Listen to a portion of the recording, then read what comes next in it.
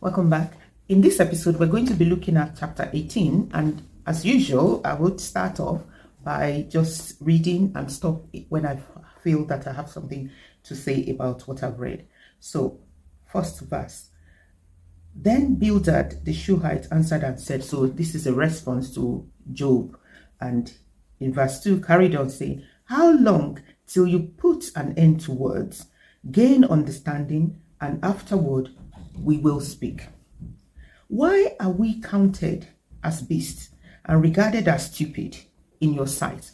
So I'm going to stop there because I think somebody is feeling a bit uncomfortable here, or maybe feeling as if they've been, because it's been nothing but a battle of words between this group of friends against one man. In fact, if nothing at all, they are supposed to have come to comfort Job.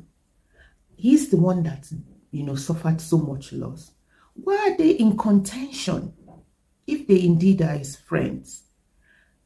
It doesn't matter how long they spend with him, they're going to go back to their families, and Job still would have to cope with this loss for the rest of their life. So why are they battling with him to show that they know better than him? That I do not understand. And I think this just shows you that I don't think these men are really, truly God-fearing. Because if they are, they would give Job the benefit of the doubt. Somebody that suffered that much loss, it is pardonable for him to even say things that you don't expect. And why are they trying to win arguments with him? And besides, I haven't seen anywhere that Job, because we've been reading from all the conversation from the beginning since they came, I haven't seen where Job said any of them is stupid. Yes, he called them miserable, comforters, which I think is deserving, but he hasn't called them stupid. I know he also said to them that what you know, I know. So don't come and start bragging. Everything you know, I know. So I'm not inferior to you. He said that, but he did not call them stupid. So I think it's the ego of these people that is really, that's what they're contending with, not Job, because they're certainly not helping him with all the things they're saying. What do you think? Now, in verse 4, he said, you who tear yourself in anger, shall the earth be forsaken for you, or shall the rock be moved from his place? Of course, Job didn't say that. And there's no way he has sort of suggested that things should shift for him. He just wants an explanation. And he's been trying to prove himself, that he hasn't sinned. And if anybody is in a position to put Job in his place, is God, not them, because they don't even know what they're talking about. In verse 5, he said, the light of the wicked indeed goes out. Okay, let's carry on. And the flame of his fire does not shine. The light is dark in his tent, and his lamp beside him is put out. The steps of his strength are shortened, and his own counsel cast him down. For he is cast into a net by his own feet, and he walks into a snare. I'm actually going to stop there, because what he's trying to describe here is that somebody that is wicked, a wicked man, would be, would be having troubles, it would not be successful, and he would fall into traps. That's what he's describing here. But you and I know, and I think this has always been the case, because the preacher said there's nothing new under the earth, under the surface of there's nothing new. Now, when preacher said that, it was talking about natural phenomena, the sun setting and rising, the sunrise and set, and the rain and the season, as well as human behavior. We know these days that every human being has a pattern of behavior, and even in the olden days, it was the same. So there are certain things that does not change. One of the things that doesn't change, that I don't believe has changed as well, is the fact that wicked people find their way in this life. They can be more successful than people that are righteous. And it does not mean that they are brought to justice in their lifetime. Sometimes they are, but not always. So what he's describing here is as if the wicked will reap the fruit of their labor in this life. True, that is what's going to happen eventually, but it doesn't always happen in our lifetime. And it doesn't always happen to people that you know that they have been doing wicked things, and within maybe 2-3 years you see them paying for their wickedness. Sometimes it does, but it's not always the case. So this man, I would say, is not 100% correct. So he carried on speaking and said, the net takes him by the heel, and a snare lay hold of him. A noose is hidden for him on the ground, and a trap for him in the road. Terrors frighten him on every side and drive him to his feet. His strength is starved, and destruction is ready at his side. He devours patches in his skin. The firstborn of death devour his limbs.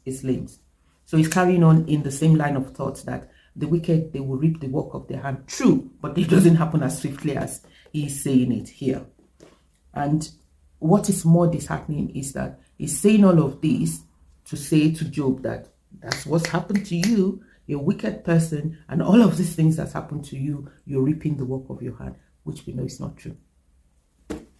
Now, verse 14, he said, he is uprooted from the shelter of his tent, and they parade him before the kings of terror. They dwell in his tent, who are none of his. In other words, people will take his possession. Brimstone is scattered on his dwelling. His roots are dried out below, and his branches withered above him. Verse 17. The memory of him perishes. Actually, when I was reading that, another verse of scripture came to mind. Let me finish reading that. The memory of him perishes from the earth, and he has no name among the renowned. I think that is right, though, because when you think about people that have done bad things, even if they don't get found out in this life, of course they're going to be found out. They're going to have to pay, meet God and be judged for whatever they've done. Then when they die, people around them may not be under the same constraint to hold their tongue. They are not obliged to, to still see or speak of him fondly, even though I know that this doesn't happen all the time as well. So you see, what this man is driving at is trying to look for ways to attack Job. And a lot of the logical thing, a lot of the logic he wants to use are not watertight, because some of these things that is listed here are not really true. They're not always the case. Sometimes they are, but not always. So going back to verse 17, where he says, the memory of him perishes from the earth. I was talking about Proverbs. I remember a verse in Proverbs. Let me read that. It says, the memory of the just is blessed, but the name of the wicked shall rot. I would never forget that verse, because it is one of the verses that as a young Christian I used to quote wrongly, and I'm going to talk about it now. So in Proverbs 10 verse 7, it says, the memory of the just is blessed, but the name of the wicked shall rot. So as much as the people may not be feeling confident to come out in the open to talk about somebody that's wicked in his lifetime, they don't have any constraint to have fond memories of him when he's gone. And that's what the proverb is saying. It's not even saying that their name will be maligned, or that they will face justice, or be brought to or face the reward of their works. It's not even saying that. It's just talking about the fact that people would not remember him fondly. Whereas somebody that has been good, when he's gone, when they're no more, when people remember them, they will have fond memories. That's all he's saying there. So the memory of him perished from the earth. I think that's the only thing that this man has said so far that I'm going to agree with. Having said that, there are some people that would have been loyal to the wicked when he was alive, and even after his death, because they have maybe benefited from him, from the wicked person, they may still speak of him, fondly. Strange things happen in this life. And I once remember one of my friends that we were working, and she said to me that we saw a monument, and the monument was of somebody. I didn't know the person, but she knew the history, and she was telling me that it's the monument of a famous robber that lived, somebody that was an armed robber that lived in our neighborhood. And I thought, that's strange. Why would there be monument for somebody that did not live a good life? And she said to me that it was a common practice. I may be wrong, but this is what somebody told me, and I want to believe that she was right, because she's quite an educated person and she knows a lot about history. And she said, this is what she said, that it was common practice in England then to name places like pubs after people that were maybe notorious or things like that. So you can even see that maybe it was not only England that area that was done, maybe in other places as well. So if people that were bad were given monuments, maybe it's just to remind people in that area that there used to be a notorious person, and don't go and be like them, to say to children or people around. Maybe that's the reason. But I was shocked when I saw, and my friend told me that that's the monument for somebody that was notorious in the area. I would not have thought that would have been done, but that was the case. So let me know your thoughts about this. So he carried on saying, he is driven from the dark into the darkness and chased out of the world. Okay?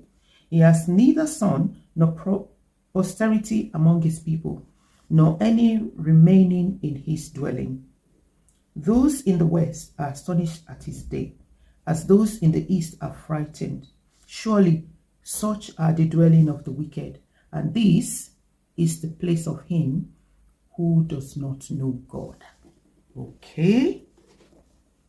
I'm not sure I know what to say about that, but that's what Bildad the Shuhite had to say to Job. Thank you for spending your time with me again today. And so today we've looked at chapter 18, and in the next episode we're going to be looking at chapter 19. God bless.